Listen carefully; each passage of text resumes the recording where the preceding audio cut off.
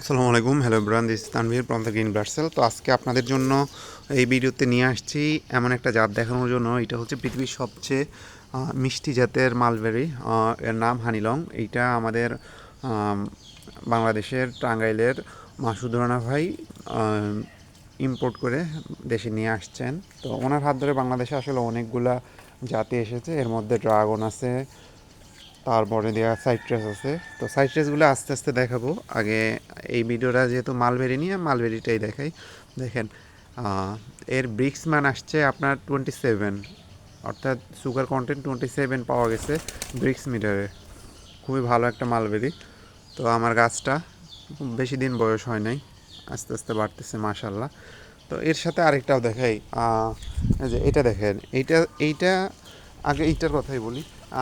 এই মালবেরিটা হচ্ছে যে সাইজে লম্বা, সবুজ থাকা অবস্থায় মিষ্টতা থাকে আপনার 18 থেকে 19%, এবং যখন পাকে তখন 27%-এ চলে যায়।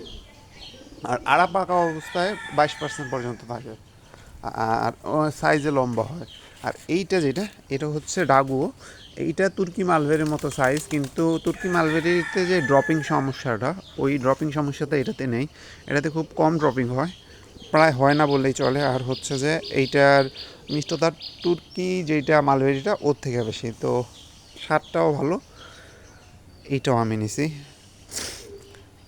আপনারা চাইলে এই দুইটা মালবেরি সংগ্রহ করতে পারেন, যে কোনো ট্রাস্ট সোর্স থেকে সংগ্রহ করে নেবেন। খুব ভালো জাত।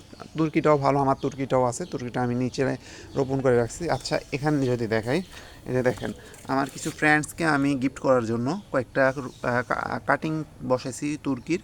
তো এখান থেকে দেখতে পারতেছেন 1 2 3 4, চারটা চারা হয়েছে কাটিং দেখা।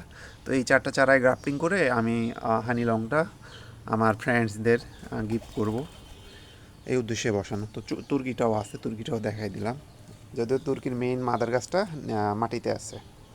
তো সবাই ভালো থাকবেন, আল্লাহ হাফিজ।